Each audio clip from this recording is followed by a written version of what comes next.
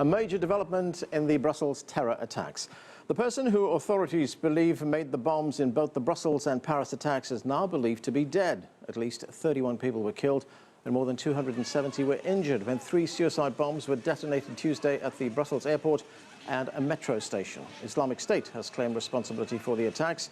A Belgian prosecutor says 4 men carried out the attacks and 1 suspect remains at large. We begin our coverage with CCTV's Kate Parkinson. She joins us from Brussels. And Kate, what more can you tell us on the investigation? Well, absolutely. We've had some major developments here in Brussels. On Wednesday, 3 of the 4 attackers have now been named. Investigators said 2 of them were brothers, Ibrahim and Khalid Bakauri. One of them blew himself up on the metro train, the other at the airport just behind me. A second airport suicide bomber was also named, this time not by official sources, it was off the record. So we have to be a little bit careful about this information, but unnamed counterterrorism officials, intelligence officials are saying that Najim Lashouri also committed suicide, blew himself up in this terrorist act at the airport. Now, this is particularly interesting because we've been hearing his name a lot in the past few days. Belgian authorities had already identified him as being the suspected bomb maker, not only making the bombs for the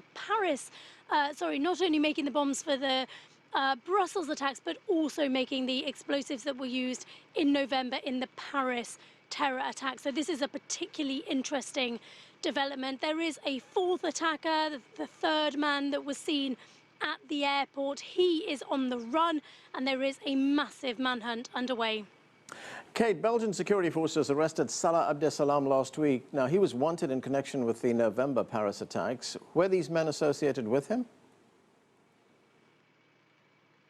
It is certainly looking that way. As the investigation has unraveled in the past day or so, we have had more and more clues indicating that they were part of the same cell, the same terror group.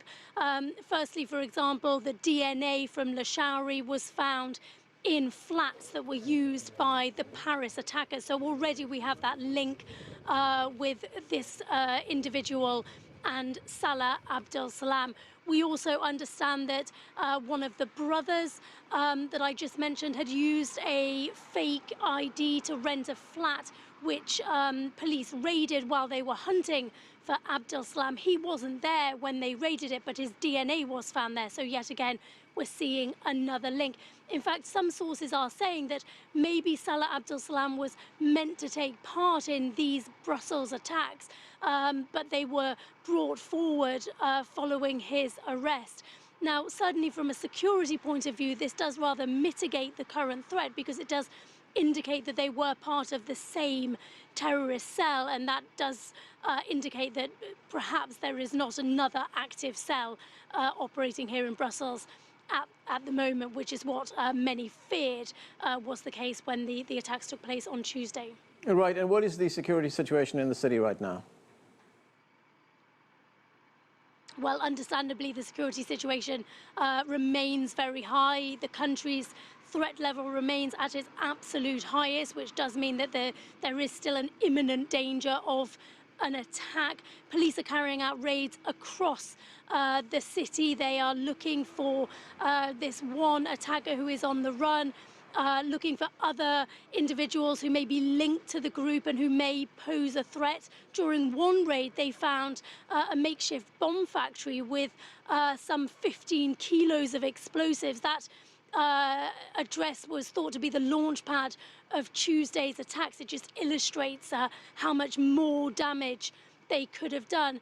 But having said that, life does feel like it's starting to get back to normal. Public transport is running again now, for example, having been immediately shut down in the aftermath of the attacks, although the airport, which is just behind me, will remain closed until at least the weekend.